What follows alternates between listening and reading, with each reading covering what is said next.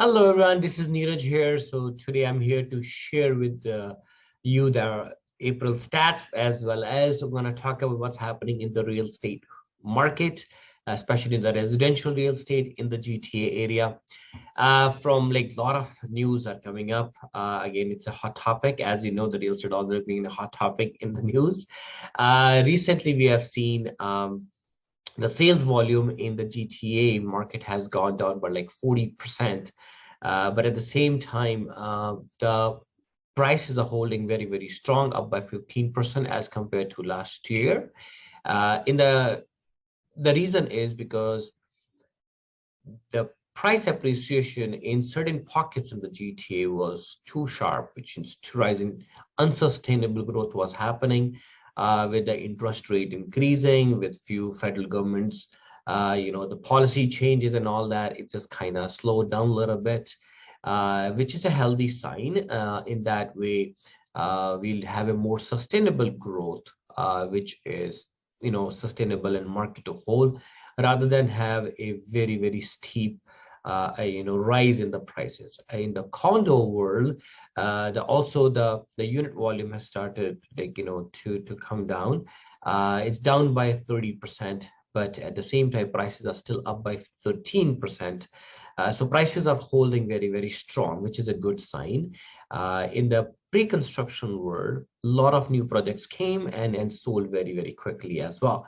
But at the same time, it's a good strategy for all the investors to switch it over to maybe on the pre-construction world. Why? Because number one, you not have to worry about taking the mortgage right away, so you're not getting big impacted by the recent mortgage interest changes. But at the same time, then we're looking at the volume wise, because it's in the future, the demand is still expected to rise in the future because of new immigration policy happening, and the foreign students are coming and foreign workers are coming, and millennials and the younger generation getting into the market. So definitely there are great chances of the demand to still come up. It'll still be a great strategy to invest in the pre-construction side of the real estate as well.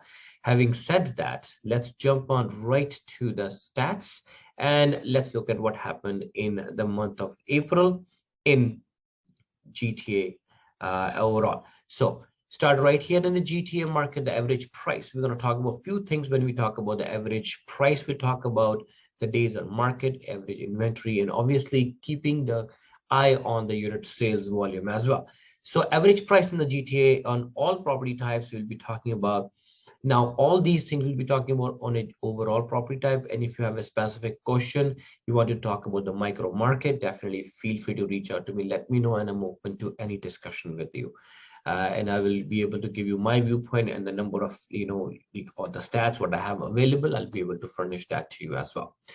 So average price is 1,288,834, which is up by 21.1% as compared to April of 2021. Units volume wise, 33,610 units were sold overall, which is down by 28.7%. Average days on market is 10, which is also down by 23.1%. Obviously, it was much faster previously. Now it's actually selling much faster. So months of inventory 1.64. That means there's no more houses or properties come for sale in GTA. In just 1.64 months, we will have nothing else to sell. So which means, looking at the number, can't say that it is a buyer's market. It's still a seller's market. However, because of this recent change, or I will say mortgage interest rate too quick. So what happened is, as the volume has gone down, activity wise, as the number of sales has gone down, which kind of create, I will say, illusion that the market is actually down, because as we're seeing that the prices are still holding very, very nicely, which is a good thing. Condos, average price 789,869, which is up by 14.2%. Condo units sold is 2,173, which is down by 34%. So now we're seeing that the volume is gone down, but the prices are up. Volume has gone down by 28% overall property, where the prices are still up by 21.1%. So you will see that across all the all the slides, but I'm going to show exception of one. I will actually talk about that as well. Let's jump right over to Toronto market. So average price is 1,196,454, which is up by 16.3%. The unit of number of sales is 12,465, 23.1% down. Average days on market is 12, which is down by 25%, which is again, when the days of market is reduced, that means the property is selling faster. Months of inventory 1.56, and condo prices are up by 12.9%, which is $820,835.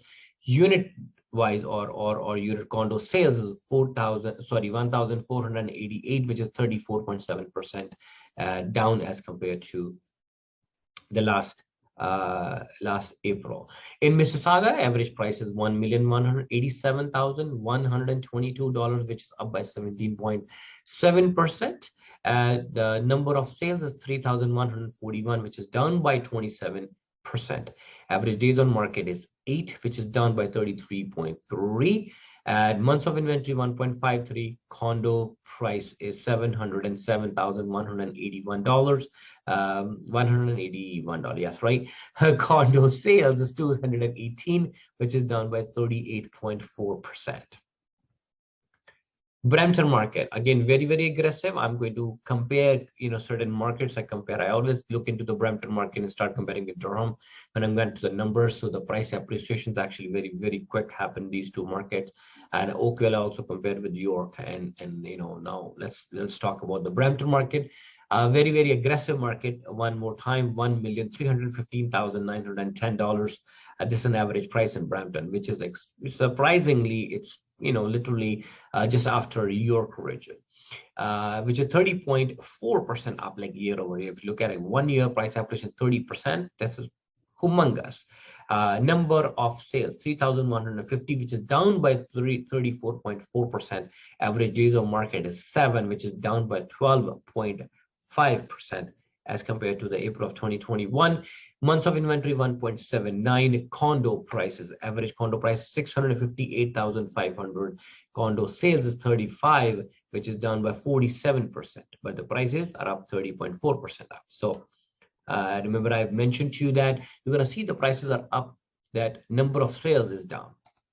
This will be seeing that in pretty much everywhere, with an exception of this one. We're going to see that here in Oakville, very, very strong market, leading highest, the prime location everywhere.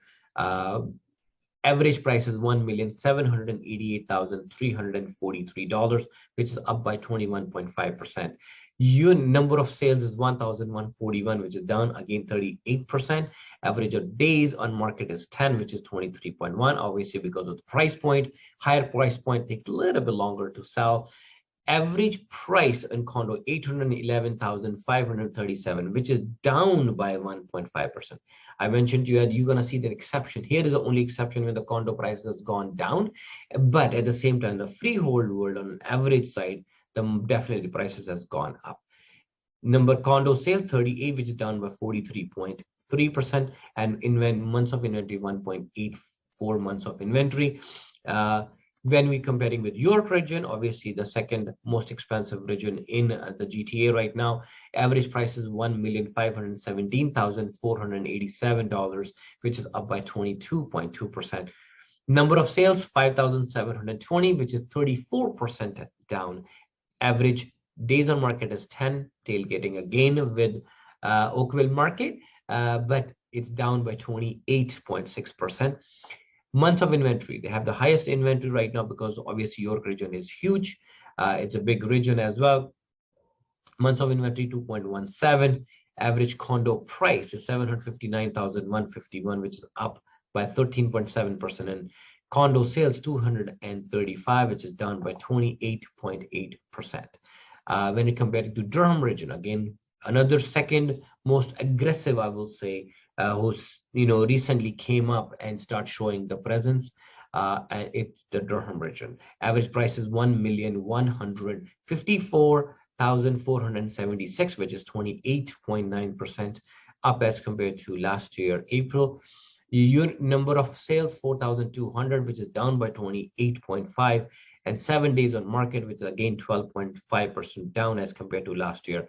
Days of months of inventory 1.17, which is again, as you can tell, still a seller's market. Not that much inventory, but still price point is still actually more favorable as compared to especially in a fastly growing community or the area region we're talking about. Average condo price 659,734, which is up by 34.2%, and units sold 3066, which is down by 1.5%. Trap market stats, we talk about this, we're comparing with 6 years, we're comparing with the number of sales, active listings, average price, and months of inventory. We talk about that. That gives us that how the units volume, which is impacting from over the year. I know the lowest one we see in 2020, because obviously when the pandemic started and everything got shut down, obviously at that time the unit volumes dropped substantially. Other than that, I think we're still very competitive. At this one more year, 2018 was a little bit lower than in 2022. Still a number of sales is down. Active listing wise, we're comparing with that again, 13,000. I'm not saying it's the highest, but not the lowest either. Still beating with a couple of months, like previously months, actually 3. So the active listings, so which means I mentioned earlier, right now the buyer has choice to buy it, not like property is selling in like 3 hours, right? Average price, when you look at that, 2017 when the 16-point fair housing plan came in. So after April, that was at the at the height at that time in 2017. After that, in 16-point fair housing plan came in, and then the prices went down for last 3 consecutive years, remaining 804, 820, and then pandemic hit 821. And after that, now in 2021 hit $1 million. In 2022, in same April, the market hit $1.2 million, the price appreciation in the trap market. Months of inventory, not the lowest again, but still a seller's market. This is my favorite chart, and also the last chart about that. This chart actually shows me the trend line. I'm not the person who's actually going to look like 6 months in a period. How's that look? Because obviously in 6 months time period, any time, this is like a 1 year. It's from this blue line to this blue line, January to December, another January to another December. So we're comparing 4 years, just over 4 years. So I look at it overall in a 5 years. So why? Because it's actually giving me a trend line, what is happening over the period of time. Most people, they have a discussion thinking about year over year. Hey, I bought it 2 months ago. Did I make a mistake? Well, here is a reality. Whenever we make any decision at that period of time, I think that decision is good for that period of time only. If you're comparing with 2 years or 1 year before, or 1 year or 6 months later, I think the decision will never be, you always have a second thought of making that decision. Let me put it this way. So having said that, as an investor, as a person who invests in his own house, I think the one thing is important to look at where the trend line is going. Seasonal up and down, or that is market. It has to supposed to do it. But we are as an investor, we are as to understand the market, we should be looking at the trend, how the trend is happening, what is happening, and 5-year block, in 10-year block, in 15-year block, what I'm expecting. So real estate, as I always talk about, is a long-term game, but that gives us a confidence that a healthy growing economy like GTA, what we expect in next 5 years. So having said that, I think I'm done with my stats. I'm going to come back next month again with the May stats and to see what this impact, what this news, headlines, what impact it's going to have, and how much impact does it make on the decision-making process. But if you have any question, feel free to reach out to me. If you're listening to this one on the YouTube channel, I'll highly urge you to subscribe to it, like it, and share it with a friend, those who think can benefited with these monthly market stats. At the same time, I also produce weekly market stats for Ajax and VDB, And if you want to follow me on the social media, on Instagram or whatever your platform you're good at, you can definitely reach out to me through that. I'll be able to provide you the stats on that platform only. And also the YouTube is there. You can always put the videos there. So I look forward to seeing you guys again next month. Till that, take care. Bye-bye.